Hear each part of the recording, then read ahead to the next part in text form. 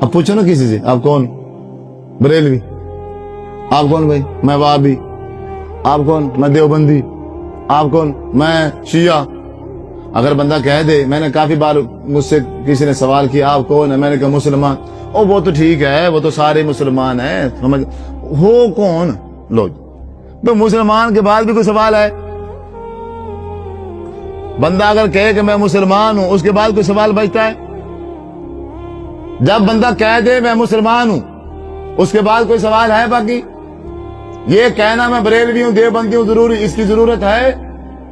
ہم نے بنا لی ہے نا اپنی ضرورت۔ ہم کہتے ہیں یہ پہچان ہے۔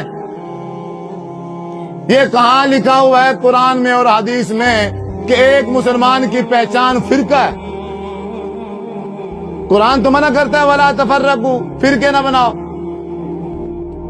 تم فرقے ہی تو تھے۔ ہم نے پھر اپنے آخری نبی حضرت محمد صلی اللہ علیہ وسلم کو بھیجا ہے، انہوں نے آ کے تمہاری یہ فرقہ واریت جو ہے ختم کی ہے۔ تم سب کو جہنم کے کنارے سے بچا کے ایک راستے پہ لگایا ہے جو راستہ صراط مستقیم ہے، جو قرآن اور حدیث کا راستہ ہے۔ اور پھر ہمارا یہ حال ہو گیا، آج پھر ہم جدا ہو گئے۔ ہر بندے کی اپنی ایک ٹون ہے، ہر بندے کا اپنا ایک دماغ ہے، ہر بندے کی اپنی ایک سوچ ہے، اور بندہ اپنی اس سوچ کے مطابق چلتا ہے۔ اگر اس کی سوچ کے خلاف قرآن کی آیت آ جائے نہیں قبول کرتا، اس کی سوچ کے خلاف حدیث رسول آ جائے نہیں قبول کرتا، انکار کر دیتا ہے، بالکل صاف انکار کر دیتا ہے، اپنے نبی کے فرمان کا صاف منکر بن جاتا ہے۔ وجہ میں دیوبندی ہوں، بھئی تو عجیب دیوبندی ہے، بھئی تیرے سامنے اللہ کے رسول کی بات ہے اور تو کہتا میں دیوبندی ہوں۔ وہ کیا ہوتا ہے دیوبندی؟ کیا وہ الگ کوئی نبی ہے؟ اہل تشیع کا الگ نبی ہے؟ بریلویوں کے لیے کوئی اور نبی ہے؟ یا یہ جو فرقے ہمارے اس معاشرے میں ہیں ان سب کا قرآن الگ الگ ہے؟ یہ قرآن کی کتاب ایک ہے یا الگ الگ ہے؟ آپ شرمائے کیوں بیٹھے ہو، ڈرے کیوں بیٹھے؟ کھل کے بیٹھو، سوال جواب کرو، سمجھو دین سمجھانے کے لیے آیا ہوں، تقریر کرنے کے لیے نہیں آیا۔ تقریریں جو آپ سن کے 50 سال ہو گئے آپ کو۔ سمجھو، جو بات غلط ہے بولو، سوال کرو۔ یہ قرآن سب کا ایک ہے؟ ایک ہے کہ نہیں ہے؟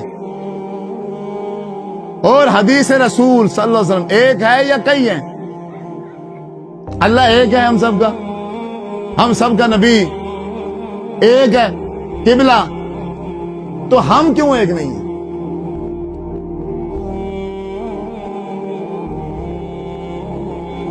ہم کیوں ایک نہیں ہیں؟ کوئی بتا سکتا ہے ہم کیوں ایک نہیں ہیں؟ کوئی بتا سکتا ہے؟